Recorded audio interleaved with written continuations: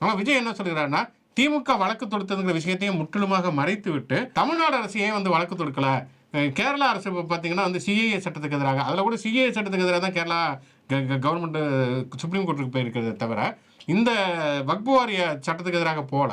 அப்போ சம்பந்தமில்லாத உதாரணங்களை மேற்கோள் காட்டி வேண்டுமென்றே ஒரு வன்மத்தை வந்து கக்குவதைப்படத்தான் அந்த அறிக்கை இருக்கிறவங்க பார்க்குறோம். வக்பு வாரிய சட்டத்தை கொண்டு வந்தது பிஜேபி. வக்பு வாரிய சட்டத்தை எதிர்த்து வாக்களித்து விட்டு இன்றைக்கி பிஜேபி கூட்டணியில் இருப்பது அதிமுக. ஆனால் அதை பற்றி எந்த பேச்சுமே இல்லை. பொள்ளாச்சியை பற்றி ஒரு அறிக்கை விடுறாரு முந்தானத்து, அதில் அதிமுகங்கிற வார்த்தையே கிடையாது. இத்தனைக்கு அதிமுக ஆட்சி காலகட்டத்தில் பொள்ளாச்சி சம்பவம் நடைபெற்றது. அதிமுக காரர்கள் தான் அதில் வந்து சம்மந்தப்பட்டிருந்தார்கள்.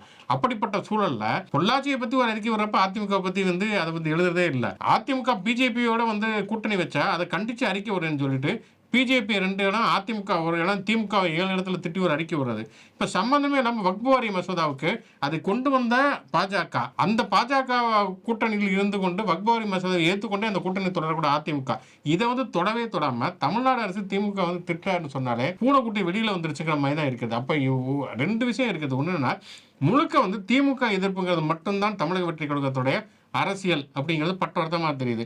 இன்னொன்று, பொள்ளாச்சி சம்பவம் வருது, அந்த தீர்ப்பு வரவுமே அதிமுக மீது கடுமையான விமர்சனங்கள் வருகிறது, அல்லது ஆபரேஷன் செந்தூர்ல வந்து பாஜக மேல வந்து ஒரு கடும் அதிருப்தி வருகிறதுனா இதெல்லாம் திசை திருப்பதற்காக தான் இப்படி ஒரு அறிக்கையை விஜய் வெளியிட்டிருக்காரா அப்படிங்கிற கேள்வியுமே எழுகிறது. அதிமுகவும் பாஜகவும் காப்பாற்றுவதற்காகத்தான் இப்படியான அறிக்கைகளை வந்து தமிழக வெற்றி கழகத்துடைய தலைவர் விஜய் வெளியிட்டிருக்கிறாரா அப்படிங்கிறது நம்ம கேள்வி. ஏன்னா இவர் கேட்கிறார் வந்து இந்த தீர்மானம் போட்டு அடுத்த கட்ட நடவடிக்கை என்னன்னா, நீங்க பரந்தூர்ல போனீங்களே அதுக்கப்புறம் அடுத்த கட்ட நடவடிக்கை எதுக்காக ஏதாவது ஒரு அடுத்த கட்ட நடவடிக்கை வந்திருக்கிறதா? அண்ணா பல்கலைக்கழகத்தில் போய் கவர்னர்கிட்ட போய் மனு கொடுத்தீங்க. இத்தனைக்கு அண்ணா பல்கலைக்கழகத்துடைய பாதுகாப்பு என்பதே கவர்னருடைய கண்ட்ரோலில் தான் வருது. அவர்கிட்ட போய் கொடுத்தீங்க. அதோடைய அடுத்த கட்ட நடவடிக்கை என்ன? பரந்தூர் மாநிலத்தில் அடுத்த கட்ட நடவடிக்கை என்ன? எதுலையுமே எந்த விதமான அடுத்த கட்ட நடவடிக்கை இல்லாமல் ஏதோ அப்பப்போ வர வேண்டியது, அட்டண்டன்ஸ் போட வேண்டியது, ஆஜராக வேண்டியது, போக வேண்டியதுன்னு இருக்கக்கூடிய விஜய் ஒரு காழ்ப்பின் அடிப்படையில் இப்படி ஒரு அறிக்கையை வெளியிடுவது என்பது அரசியல் முதிர்ச்சியின்மைங்கிறது மட்டும் காட்டலை, திட்டமிட்டே தான் இதை பண்ணுகிறாரோ அப்படிங்கிற சந்தேகத்தை தான் எல்லாருக்குமே எழுப்புகிறது.